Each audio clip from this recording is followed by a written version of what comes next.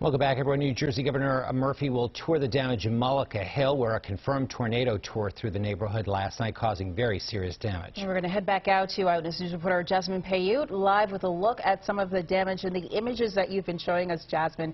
Just heartbreaking to see some of those homes destroyed. Jim, Janelle, we've been trying to show you something different every time we come to you. And right now I'm where a child's slide used to be. You can see this like missing piece right here. And right behind me, you can see that slide off in the corner right there, far away from where it once was. And James Ward and I are going to walk over just so you can see a little bit more of this damage that we are starting to see more clearly now that the sun is out. It is a little dangerous to walk because there is glass and other wood debris that it makes it a little dangerous to step on. But look at this car. This car was battered. Just take a look at the damage, all of the debris on top of it. It just shows how serious this tornado was and how dangerous this is. Imagine if someone was out here. And I think that's one of the things with tornadoes that we don't think about sometimes, is just the flying projectiles that cause some serious damage. And you can see just some of the damage that it did to this hood here, just damaging this car, and it's probably no longer usable. And you can see the car seats in the back seat, just bringing home that a family did live here and a family used this vehicle to take their kids to and from wherever they needed to go. Now this vehicle no longer usable, and you can see the damage to their entire home. This home structure destroyed. I spoke with a neighbor who says he is grateful that this wasn't his home, and he feels for his neighbors. When he came outside and saw this, he could not believe it. He described the family that lives here, family with young children, as we mentioned, and a woman who is expecting another child to come home and to see this.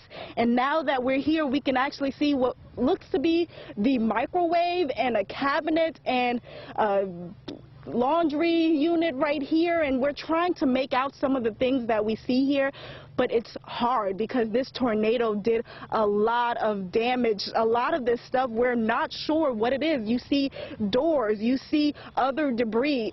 We saw a window. There is just so much here. It's heartbreaking. It's devastating. People are coming out in their crews now working to assess this damage and see how bad things really were. But looking at it for yourself, it's heartbreaking. This is just a lot, and we spoke to a neighbor as he walked us through his home, and as he heard this noise coming, okay.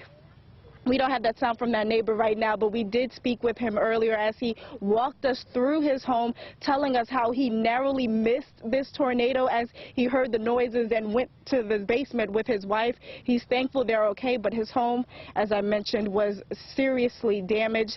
And again, if you just take a look at this yard behind me, the damage is on full display here. You can see the neighbors to our right looking through rubble, trying to see what they can salvage. You see a little girl picking up what could be a shirt. A lot of these people only have the clothes on their back as they left out of their homes. They're trying to find things to wear, things to use, picking up clothes as we can see right now, putting them in wheelbarrows to take wherever they are currently staying.